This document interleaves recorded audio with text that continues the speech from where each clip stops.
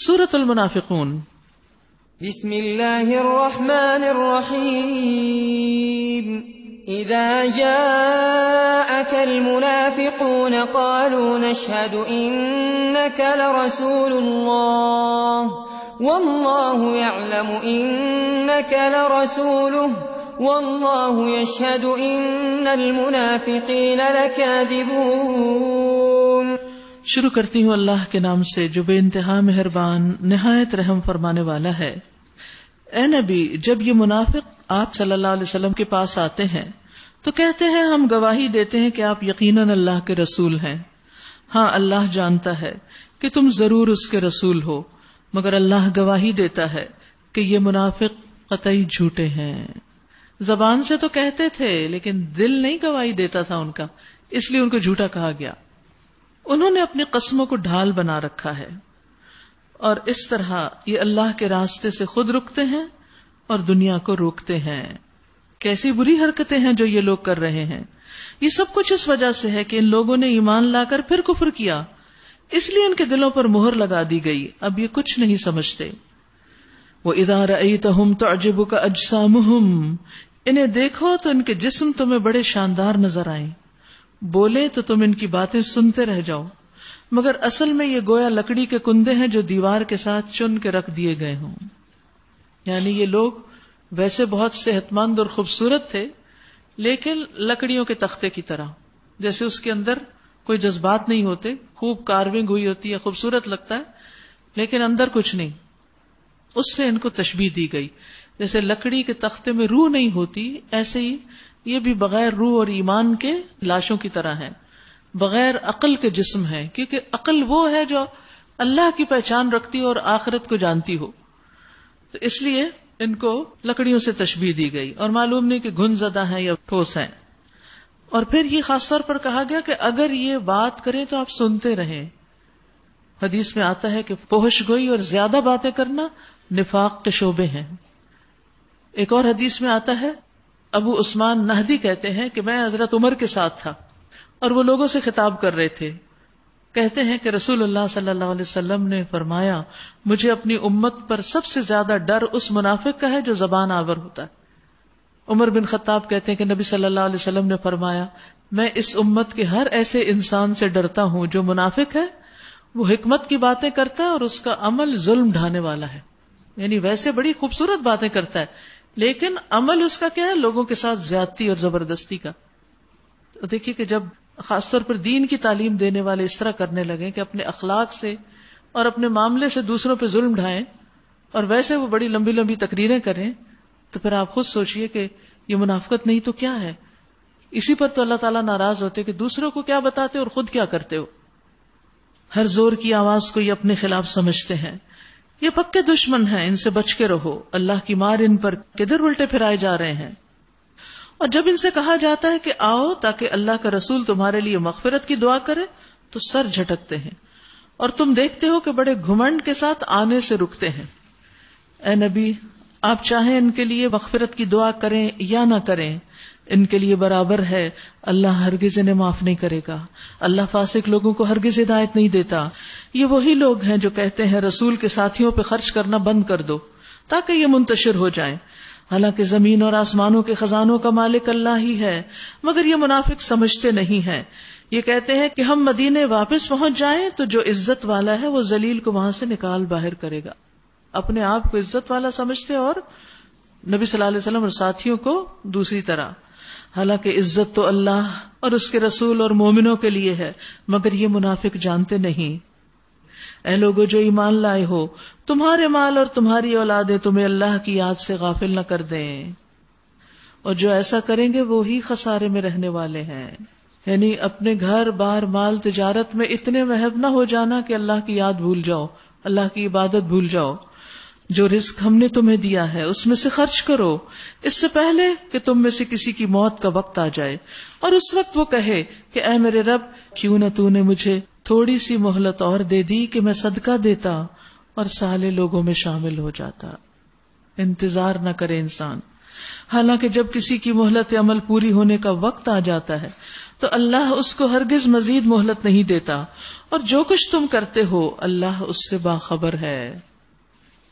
سورۃ التغابن۔ بسم اللہ الرحمن الرحیم۔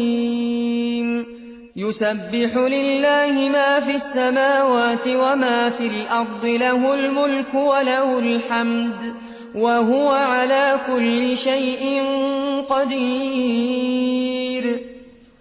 شروع کرتی ہوں اللہ کے نام سے جو بے انتہا مہربان نہایت رحم فرمانے والا ہے۔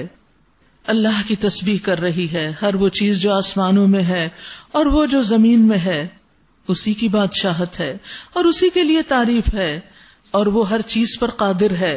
وہی ہے جس نے تمہیں پیدا کیا، پھر تم میں سے کوئی کافر ہے اور کوئی مومن، اور اللہ وہ سب کچھ دیکھ رہا ہے جو تم کر رہے ہو۔ اس نے زمین اور آسمانوں کو برحق پیدا کیا اور تمہاری صورت بنائی اور بڑی عمدہ بنائی، تمام جانوروں سے ممتاز ہے انسان کی شکل، اور اسی کی طرف آخر کار تمہیں پلٹنا ہے۔ زمین اور آسمانوں کی ہر چیز کا اسے علم ہے، جو کچھ تم چھپاتے ہو اور جو کچھ تم ظاہر کرتے ہو سب اس کو معلوم ہے، اور وہ دلوں کا حال تک جانتا ہے، ظاہر و باطن سے واقف۔ کیا تمہیں ان لوگوں کی کوئی خبر نہیں پہنچی جنہوں نے اس سے پہلے کفر کیا اور پھر اپنی شامت اعمال کا مزہ چکھ لیا، اور آگے ان کے لیے دردناک عذاب ہے؟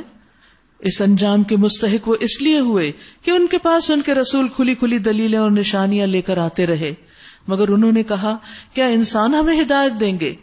اس طرح انہوں نے ماننے سے انکار کر دیا اور وہ پھیر لیا، تب اللہ بھی ان سے بے پرواہ ہو گیا، اور اللہ تو ہے ہی بے نیاز اور اپنی ذات میں آپ محمود۔ منکرین نے بڑے دعوے سے کہا ہے کہ وہ مرنے کے بعد ہرگز دوبارہ نہ اٹھائے جائیں گے۔ ان سے کہو نہیں، میرے رب کی قسم تم ضرور اٹھائے جاؤ گے، یعنی قیامت تو آئے گی ہی، پھر ضرور تمہیں بتایا جائے گا کہ تم نے دنیا میں کیا کچھ کیا، اور وہ اسی لیے آ رہی ہے تاکہ اچھا کرنے والوں کو ان کی اچھائی کا بدلہ دیا جائے اور برا کرنے والوں کو ان کی برائی کا، اور ایسا کرنا اللہ کے لیے بہت آسان ہے۔ بس ایمان لاؤ اللہ پر اور اس کے رسول پر اور اس روشنی پر جو ہم نے نازل کی، جو کچھ تم کرتے ہو اللہ اس سے باخبر ہے۔ اس کا پتہ تمہیں اس روز چل جائے گا جب اجتماع کے دن وہ تم سب کو اکٹھا کرے گا۔ وہ دن ہوگا ایک دوسرے کے مقابلے میں لوگوں کی ہار جیت کا، وہاں ہارنے والے اصل میں ہارنے والے ہیں، اور جو اللہ پر ایمان لایا اور نیک عمل کرتا ہے اللہ اس کے گناہ جھاڑ دے گا اور اسے ایسی جنتوں میں داخل کرے گا جن کے نیچے نہریں بہتی ہوں گی، یہ لوگ ہمیشہ ہمیشہ ان میں رہیں گے، یہی بڑی کامیابی ہے۔ اور جن لوگوں نے کفر کیا اور ہماری آیات کو جھٹلایا وہ دوزخ کے ساتھی ہیں جس میں وہ ہمیشہ رہیں گے، اور وہ بدترین ٹھکانہ ہے۔ کوئی مصیبت نہیں آتی مگر اللہ کے اذن سے آتی ہے۔ جو شخص اللہ پر ایمان رکھتا ہے اللہ اس کے دل کو ہدایت بخشتا ہے، یعنی جو اللہ کے فیصلے پر راضی ہو جاتا ہے اس کو مصیبت میں بھی اطمینان قلب نصیب ہو جاتا ہے، اور یہ اللہ کا بڑا فضل ہے کیونکہ وہ ثواب کی امید بھی رکھتا ہے۔ اللہ کی اطاعت کرو اور رسول کی اطاعت کرو، لیکن اگر تم اطاعت سے منہ موڑتے ہو تو ہمارے رسول پر صاف صاف حق پہنچا دینے کے سوا کوئی ذمہ داری نہیں۔ اللہ وہ ہے جس کے سوا کوئی الہ نہیں، لہذا ایمان لانے والوں کو اللہ ہی پر بھروسہ کرنا چاہیے۔ اے لوگو جو ایمان لائے ہو، تمہاری بیویوں اور تمہاری اولاد میں سے بعض تمہارے دشمن ہیں۔ وہ کون؟ جو اللہ کی اطاعت میں رکاوٹ بنتے ہوں، ان سے ہوشیار رہو، یعنی ان کی خاطر دین نہیں چھوڑنا۔ اور اگر تم معاف کر دو، درگزر سے کام لو، عفو سے کام لو تو اللہ غفور الرحیم ہے، یعنی گھر والوں کی زیادتیوں کو معاف کرتے چلے جاؤ، خواہ وہ تمہارے دین کے ہی دشمن کیوں نہ ہو۔ یعنی اچھے اخلاق سے تو تم انہیں اپنا بنا سکتے ہو لیکن نفرت سے نہیں۔ تمہارے مال اور تمہاری اولاد تو ایک آزمائش ہے، فتنہ ہے، اللہ ہی ہے جس کے پاس بڑا اجر ہے، کیونکہ ان آزمائشوں پر انسان اسی وقت قائم رہ سکتا جب اللہ سے اجر کی امید رکھتا ہے۔ لہٰذا جہاں تک تمہارے بس میں ہو اللہ سے ڈرتے رہو اور سنو اور اطاعت کرو اور اپنے مال خرچ کرو، یہ تمہارے لیے ہی بہتر ہے۔ جو اپنے دل کی تنگی سے محفوظ رہ گئے بس وہی فلاح پانے والے۔ دوبارہ یہی بات آ گئی۔ تو دلوں کی تنگی کس سے دور ہوتی ہے؟ جب انسان اپنے مال، وقت، صلاحیتوں کا صدقہ کرتا ہے۔ اگر تم اللہ کو قرض حسن دو تو وہ تمہیں کئی گنا بڑھا کر دے گا، اور تمہارے قصوروں سے درگزر فرمائے گا. اللہ بڑا قدردان اور بردبار ہے، حاضر و غائب ہر چیز کو جانتا ہے، زبردست اور دانا ہے. سورۃ الطلاق. بسم اللہ الرحمن الرحیم. يا أيها النبي إذا طلقتم النساء فطلقوهن لعدتهن وأحصوا العدة واتقوا الله ربكم لا تخرجوهن من بيوتهن ولا يخرجن إلا أن يأتين بفاحشة مبينة وتلك حدود الله ومن يتعد حدود الله فقد ظلم نفسه لا تدري لعل الله يحدث بعد ذلك امرا. شروع کرتی ہوں اللہ کے نام سے جو بے انتہا مہربان نہایت رحم فرمانے والا ہے. اے نبی، جب تم لوگ عورتوں کو طلاق دو تو انہیں ان کی عدت کے لیے طلاق دیا کرو اور عدت کے زمانے کا ٹھیک ٹھیک شمار کرو، اور اللہ سے ڈرو جو تمہارا رب ہے. زمانہ عدت میں نہ تم انہیں ان کے گھروں سے نکالو نہ وہ خود نکلیں. عدت میں عورت گھر میں رہے الا یہ کہ وہ کسی صریح برائی کی مرتکب ہوں. یہ اللہ کی مقرر کردہ حدیں ہیں، یعنی طلاق والی عورت اپنی عدت شوہر کے گھر میں گزارے گی، اور جو کوئی اللہ کی حدوں سے تجاوز کرے گا وہ اپنے اوپر خود ظلم کرے گا. تم نہیں جانتے، شاید اس کے بعد اللہ موافقت کی کوئی صورت پیدا کر دے، یعنی ایک طلاق کے بعد ہو سکتا ہے شوہر کا دل رجوع کو آ جائے. پھر جب وہ اپنی عدت کی مدت کے خاتمے پر پہنچے تو یا انہیں بھلے طریقے سے اپنے نکاح میں رکھو یا بھلے طریقے پر ان سے جدا ہو جاؤ، اور 2 ایسے آدمیوں کو گواہ بنا لو جو تم میں سے صاحب عدل ہوں، اور گواہی ٹھیک ٹھیک اللہ کے لیے ادا کرو. یہ باتیں ہیں جن کی تم لوگوں کو نصیحت کی جاتی ہے، ہر اس شخص کو جو اللہ اور آخرت کے دن پر ایمان رکھتا ہو. تو اس کا تعلق بھی ایمان سے ہے کہ طلاق درست طریقے سے دی جائے. جو کوئی اللہ سے ڈرتے ہوئے کام کرے گا اللہ اس کے لیے مشکلات سے نکلنے کا کوئی راستہ پیدا کر دے گا. یعنی جب لوگوں کے لیے راستے تنگ ہوں گے تو ان کے لیے سہولت ہو جائے گی، اور اسے ایسے راستے سے رزق دے گا جدھر اس کا گمان بھی نہ جاتا ہوگا. تو اس کا راز کیا ہے؟ ان آسانیوں کا اللہ کا تقوی، اللہ سے ڈر کے کام کرنا. جو اللہ پر بھروسہ کرے وہ اس کے لیے کافی ہے. اللہ اپنا کام پورا کر کے رہتا ہے. اللہ نے ہر چیز کے لیے ایک تقدیر مقرر کر رکھی ہے، یعنی ہر چیز کا ایک مقرر وقت ہے. اس لیے توکل کرنے والا جلد بازی سے کام نہ لے، ہر مصیبت ٹل ہی جائے گی. اب دیکھیے کہ یوسف علیہ السلام کی خواب کی تعبیر کب ہوئی؟ کتنے سالوں کے بعد.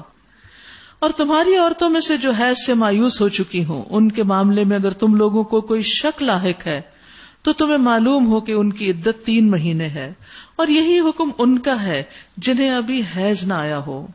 یعنی عدت کے مسائل بتائے جا رہے ہیں. اور حاملہ عورتوں کی عدت یہ ہے کہ ان کا وضع حمل ہو جائے، چاہے 2 دن بعد ہو. جو شخص اللہ سے ڈرے، تقوی اختیار کرے، وہ اس کے معاملے میں سہولت پیدا کر دیتا ہے، کام آسان ہو جاتے ہیں اس کے. یہ اللہ کا حکم ہے جو اس نے تمہاری طرف نازل کیا ہے. جو اللہ سے ڈرے گا اللہ اس کی برائیوں کو اس سے دور کر دے گا، اور اللہ اس کو بہت بڑا اجر عطا کرے گا. سبحان اللہ، کیا فائدے ہیں تقوی کے، برائیاں بھی دور اور عظیم اجر. تقوی کیا ہے؟ اللہ کے ڈر سے گناہ چھوڑ دینا، غلط کام چھوڑ دینا. ان کو زمانہ عدت میں اسی جگہ رکھو جہاں تم خود رہتے ہو، جیسی جگہ بھی تمہیں میسر ہو، اور انہیں تنگ کرنے کے لیے ان کو ستاؤ مت. یعنی تم سمجھتے ہو عورت پہ تم یعنی ظلم کر سکتے ہو؟ نہیں، اللہ دیکھ رہا ہے. اور اگر وہ حاملہ ہو تو ان پر اس وقت تک خرچ کرتے رہو جب تک ان کا وضع حمل نہ ہو جائے. پھر اگر وہ تمہارے لیے بچے کو دودھ پلائیں تو ان کی اجرت انہیں دے دو، اور بھلے طریقے سے اجرت کا معاملہ باہم گفت و شنید سے طے کر لو. لیکن اگر تم نے اجرت طے کرنے میں ایک دوسرے کو تنگ کیا تو بچے کو کوئی اور عورت دودھ پلا لے گی. خوشحال آدمی اپنی خوشحالی کے مطابق نفقہ دے، اور جس کو رزق کم دیا گیا ہو وہ اسی مال میں سے خرچ کرے جو اللہ نے اسے دیا ہے. اللہ نے جس کو جتنا کچھ دیا ہے اس سے زیادہ کا وہ اسے مکلف نہیں کرتا. بعید نہیں کہ اللہ تنگ دستی کے بعد فراخ دستی بھی عطا کر دے. کتنی ہی بستیاں ہیں جنہوں نے اپنے رب اور اس کے رسولوں کے حکم کی نافرمانی کی تو ہم نے ان سے سخت محاسبہ کیا اور ان کو بری طرح سزا دی. انہوں نے اپنے کیے کا مزہ چکھ لیا اور ان کا انجام کار گھاٹا ہی گھاٹا ہے. اللہ نے آخرت میں ان کے لیے سخت عذاب مہیا کر رکھا ہے.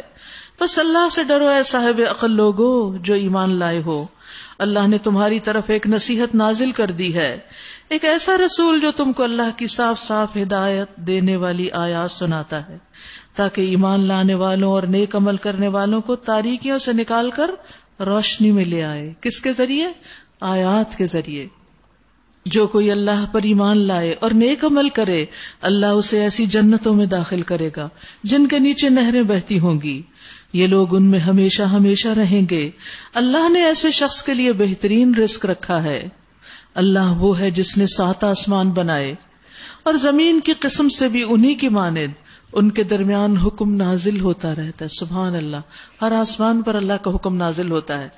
یہ بات تمہیں اس لیے بتائی جا رہی ہے، یعنی کہ اللہ کا حکم آسمان پر، زمینوں پر بھی، ایک زمین نہیں اس کے علاوہ اور بھی ہیں، تاکہ تم جان لو کہ اللہ ہر چیز پر قدرت رکھتا ہے، اور یہ کہ اللہ کا علم ہر چیز پر احاطہ کیے ہوئے ہے، ہر چیز کو گھیرے ہوئے ہے.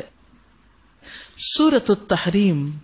بسم اللہ الرحمن الرحیم. یا ایھا النبی لم تحرم ما احل اللہ لک تبتغی مرضات ازواجک واللہ غفور رحیم.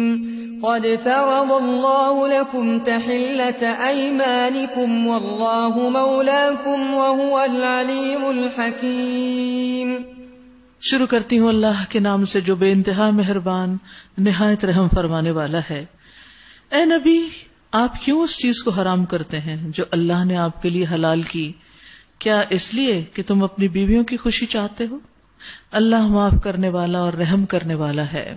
یعنی اللہ نے اپنے نبی کو بھی اجازت نہیں دی کہ کسی کی خاطر اللہ کے حلال کو حرام کریں. اللہ نے تم لوگوں کے لیے اپنی قسموں کی پابندی سے نکلنے کا طریقہ مقرر کر دیا ہے. اللہ تمہارا مولا ہے اور وہی علیم و حکیم ہے. اور یہ معاملہ بھی قابل توجہ ہے کہ نبی صلی اللہ علیہ وسلم نے ایک بات اپنی ایک بیوی سے راز میں کہی تھی، پھر جب اس بیوی نے کسی اور پر وہ راز ظاہر کر دیا اور اللہ نے نبی کو اس کی اطلاع دے دی، تو نبی صلی اللہ علیہ وسلم نے اس پر کسی حد تک ان کو خبردار کیا اور کسی حد تک درگزر کیا. سبحان اللہ، یہ ہے عظیم اخلاق. یاد رکھیے، نظر انداز کرنا معزز لوگوں کی صفت ہے. آپ کی بیوی نے ایک راز فاش کیا تھا، کوئی چھوٹی بات نہیں تھی. انہی باتوں پہ تو گھروں میں اتنے بڑے بڑے جھگڑے ہو جاتے ہیں، طلاقوں تک نوبت آ جاتی ہے. لیکن آپ نے اشارتاً بتا دیا کہ مجھے پتہ چل گیا کہ تم نے بات آگے کر دی ہے، اور پھر اس سے آگے بہت لمبی بحث میں نہیں پڑی. کیوں ہوا، کیسے ہوا، اور کس کو بتایا، کوئی جرا نہیں، کوئی بحث نہیں، کیونکہ اعراض کرنا آپ کے کریمانہ اخلاق میں سے تھا. اور یہ ہمیشہ معزز لوگوں کی عادت ہوتی ہے کہ کبھی وہ بات کو انتہا تک نہیں لے جاتا، اس کے پیچھے نہیں پڑ جاتا، چھوڑ دیتا ہے، معاف کر دیتا ہے، اور مقصد سے جو زائد ایکسٹرا بات ہوتی ہے اس کو وہ اگنور کر دیتا ہے، کیونکہ فالتو باتیں کام خراب ہی کرتی ہیں. اسی طرح آپ غلطی کرنے والے کو ڈانٹنے کے بجائے سمجھانے کا طریقہ اختیار کرتے تھے. ڈانٹ نہیں، سمجھانا. ایک شخص نے مسجد میں پیشاب کر دیا، صحابہ اس کو مارنے کے لیے دوڑے، آپ نے صحابہ کو روک دیا اور اس کو بس سمجھا دیا کہ دیکھو یہ مسجدیں اللہ کے ذکر، نماز پڑھنے اور قرآن پڑھنے کے لیے بنائی گئیں، یہاں پیشاب نہیں کرتے. اسی طرح ایک شخص نے آپ کی چادر کھینچ دی کہ مجھے مال دیجئے، آپ اس کی طرف متوجہ ہوئے، مسکرائے اور اسے دینے کا حکم دے دیا. یہ ہے آپ کا اخلاق. اور ہمارا اخلاق، ہم کس سنت کی پیروی کر رہے ہیں؟ پھر جب نبی صلی اللہ علیہ وسلم نے اسے افشائے راز کی بھی یہ بات بتائی تو اس نے پوچھا، بیوی نے پوچھا، آپ کو کس نے خبر دی ہے؟ نبی نے کہا، مجھے اس نے خبر دی ہے جو سب کچھ جانتا اور خوب باخبر ہے. اگر تم دونوں اللہ سے توبہ کرتی ہو تو یہ تمہارے لیے بہتر ہے، کیونکہ تمہارے دل سیدھی راہ سے ہٹ گئے ہیں. اور اگر نبی کے مقابلے میں تم نے باہم جتھا بندی کی، یعنی پارٹی بنا لی، گروپ بنا لیا، تو جان رکھو کہ اللہ اس کا مولا ہے، اور اس کے بعد جبریل اور صالح اہل ایمان سارے مومن اس کے دوست ہیں. یاد رکھیے کہ جب کوئی شخص کسی سے ناروا طور پر ناراض ہو جائے اور چھوڑنے کی دھمکی دے تو انسان کو اکیلا نہیں محسوس کرنا چاہیے. اللہ اس کے ساتھ ہے اگر وہ حق پر ہے، اور سب ملائکہ اس کے ساتھی اور مددگار ہیں. بعید نہیں کہ اگر نبی تم سب بیویوں کو طلاق دے دے تو اللہ اسے ایسی بیویاں تمہارے بدلے میں عطا فرما دے جو تم سے بہتر ہوں. یعنی ایک طرح سے ازواج مطہرات کی تربیت کی جا رہی ہے کہ آئندہ نبی کو ستانا نہیں. سچی مسلمان، با ایمان، اطاعت گزار، توبہ گزار، عبادت گزار، روزہ دار، خواہ شوہر دیدہ ہو یا باکرہ. اے لوگو جو ایمان لائے ہو، بچاؤ اپنے آپ کو اور اپنے اہل و عیال کو اس آگ سے جس کا ایندھن انسان اور پتھر ہیں. اپنی فکر بھی کرو اور اپنے بچوں کی فکر بھی کرو، ان کے دین کی بھی خبر لو. وہ آگ جس پر نہایت تند خو اور سخت گیر فرشتے مقرر ہوں گے جو کبھی اللہ کے حکم کی نافرمانی نہیں کرتے اور جو حکم بھی انہیں دیا جاتا ہے اسے بجا لاتے ہیں. اس وقت کہا جائے گا کہ اے کافرو، آج معذرتیں نہ کرو، تمہیں تو ویسا ہی بدلہ دیا جا رہا ہے جیسے تم عمل کر رہے تھے. وہاں تو کسی کا کوئی بہانہ عذر کام نہیں آئے گا. دنیا میں آج ہم اپنے فرائض سے غفلت کرتے ہیں نا، اور کوئی سمجھائے نا ہمیں کہ دیکھو بیٹے یہ ایسے نہیں ایسے، تو بہانے بنا دیتے ہیں لوگ آگے سے. وہاں یہ بہانے نہیں چلیں گے. اے لوگو جو ایمان لائے ہو، اللہ سے توبہ کرو، خالص توبہ، سچی توبہ. بعید نہیں کہ اللہ تمہاری برائیاں تم سے دور کر دے اور تمہیں ایسی جنتوں میں داخل کر دے جن کے نیچے نہریں بہ رہی ہوں گی. یہ وہ دن ہوگا جب اللہ اپنے نبی کو اور ان لوگوں کو جو اس کے ساتھ ایمان لائے ہیں رسوا نہ کرے گا. یاد رکھیے سچی توبہ میں 4 چیزیں ہوتی ہیں. نمبر 1 زبان سے استغفار، نمبر 2 جسم سے کنارہ کشی اس گناہ سے جو انسان کر رہا ہے، نمبر 3 دل سے عزم کہ دوبارہ نہیں کروں گا، اور نمبر 4 بری کمپنی کو چھوڑ دینا. خالص توبہ، اخلاص کے ساتھ، ندامت کے ساتھ، شرمندگی کے ساتھ. یہ وہ دن ہوگا جب اللہ اپنے نبی کو اور ان لوگوں کو جو اس کے ساتھ ایمان لائے رسوا نہ کرے گا. ان کا نور ان کے آگے آگے ان کی دائیں جانب دوڑ رہا ہوگا اور وہ کہہ رہے ہوں گے اے ہمارے رب، ہمارا نور ہمارے لیے مکمل کر دے اور ہم سے درگزر فرما، تو ہر چیز پر قدرت رکھتا ہے. ربنا اتمم لنا نورنا. اور خاص طور پر یہ پل صراط پر سے گزرتے ہوئے پڑھیں گے کہ یا اللہ اندھیرا نہ ہو جائے. یاد رکھیے بہت سے کام ایسے ہیں جن سے نور بڑھتا ہے انسان کا، کیونکہ ہر انسان کے عمل کا نور اس کے ساتھ ہوگا. وضو کرنے سے، نیکی کے کام میں پیدل چل کے جانے سے، حج عمرے پر سر منڈوانے سے، پھر سورۃ کہف کی تلاوت، صدقہ اور دعائے نور بڑھانے کی دعا کرتے رہیں. اے نبی کفار اور منافقین سے جہاد کیجیے اور ان کے ساتھ سختی سے پیش آئیے. ان کا ٹھکانہ جہنم ہے اور وہ بہت برا ٹھکانہ ہے. اللہ کافروں کے معاملے میں نوح اور لوط علیہ السلام کی بیویوں کو بطور مثال پیش کرتا ہے. وہ 2 ہمارے صالح بندوں کی زوجیت میں تھیں مگر انہوں نے اپنے شوہروں سے خیانت کی تھی، یعنی دین کے معاملے میں، ذات میں نہیں. اور وہ اللہ کے مقابلے میں ان کے کچھ بھی کام نہ آ سکے. انبیاء اپنی بیویوں کو نہیں بچا سکے. تو کسی عورت کے لیے یہ کہنا کافی نہیں میرا میاں بہت نیک ہے اور میں نہ بھی ہوں تو خیر ہے، دنیا میں اس کی بیویوں آخرت میں بھی ہوں گی. نہیں، وہاں تو جدائیاں پڑ جائیں گی. کسی کے ماں باپ نیک ہیں، اولاد نہیں تو جدائی ہو جائے گی. ان دونوں سے کہہ دیا گیا جاؤ آگ میں جانے والوں کے ساتھ تم بھی چلی جاؤ. اور اہل ایمان کے معاملے میں اللہ فرعون کی بیوی کی مثال پیش کرتا ہے جبکہ اس نے دعا کی اے میرے رب میرے لیے اپنے ہاں جنت میں گھر بنا دے. رب ابن لی عندک بیتا فی الجنہ. اور مجھے فرعون اور اس کے عمل سے بچا لے. تکلیف میں اللہ کو پکارا اس نے، اللہ نے اس کو واقعی بچا لیا اور ظالم قوم سے مجھے نجات دے.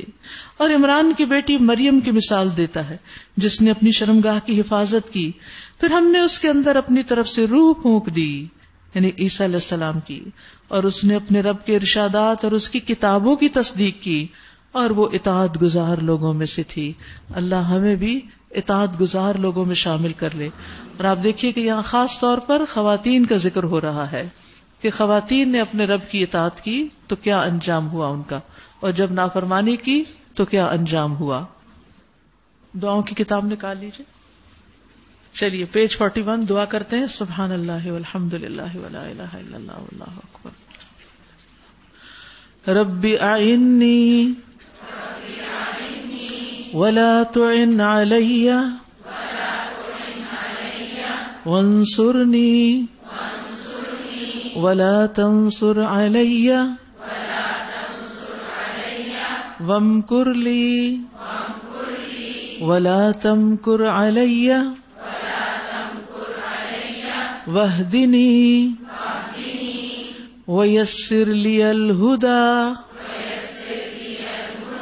وانصرنی علی من بغى علی رب اجعلنی لک شکارا لک ذکارا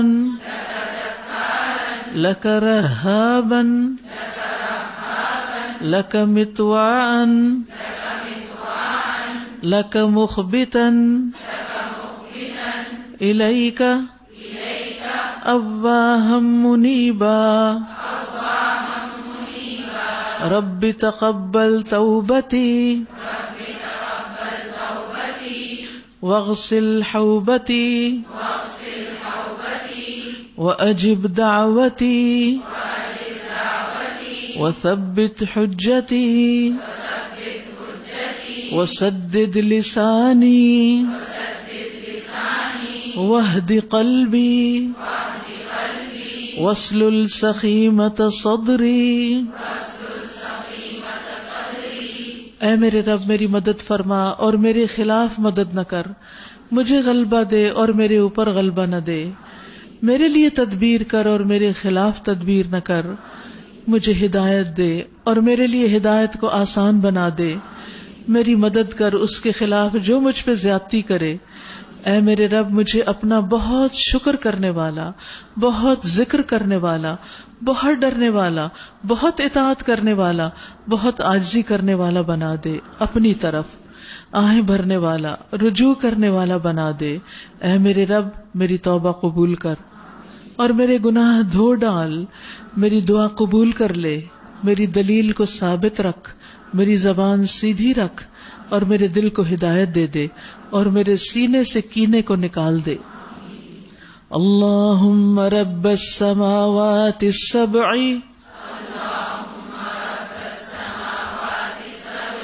ورب العرش العظیم ربنا ورب كل شيء منزل التوراة والإنجيل والقرآن العظيم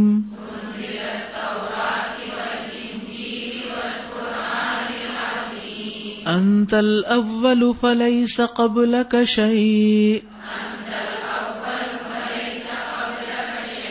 وأنت الآخر فليس بعدك شيء وأنت الظاهر فليس فوقك شيء وأنت الباطن فليس دونك شيء اقض عنا الدين وأغننا من الفقر. اے اللہ، اے ساتوں آسمانوں اور عرش عظیم کے رب، اے ہمارے اور تمام چیزوں کے رب، اے تورات، انجیل اور قرآن عظیم نازل کرنے والے، تو ہی اول ہے، بس تجھ سے پہلے کوئی چیز نہیں، اور تو ہی آخر ہے، بس تیرے بعد کوئی چیز نہیں، اور تو ہی ظاہر ہے، بس تجھ سے اوپر کوئی چیز نہیں، اور تو ہی باطن ہے، بس تیرے سوا کوئی چیز نہیں. ہم سے قرض ادا کروا دے اور ہمیں محتاجی سے مالدار کر دے. ربنا تقبل منا انك انت السميع العليم وتب علينا انك انت التواب الرحيم. وصلى الله تعالى على خير خلقه محمد وعلى آله واصحابه واهل بيته اجمعين برحمتك يا ارحم الراحمين. سبحانك اللهم وبحمدك اشهد ان لا اله الا انت استغفرك واتوب اليك. السلام علیکم ورحمۃ اللہ وبرکاتہ. يا أيها الناس قد جاءتكم موعظة من ربكم وشفاء لما في الصدور وَهُدًى وَرَحْمَةٌ لِّلْمُؤْمِنِينَ قُلْ بِفَضْلِ اللَّهِ وَبِرَحْمَتِهِ فَبِذَلِكَ فَلْيَفْرَحُوا هُوَ خَيْرٌ مِّمَّا يَجْمَعُونَ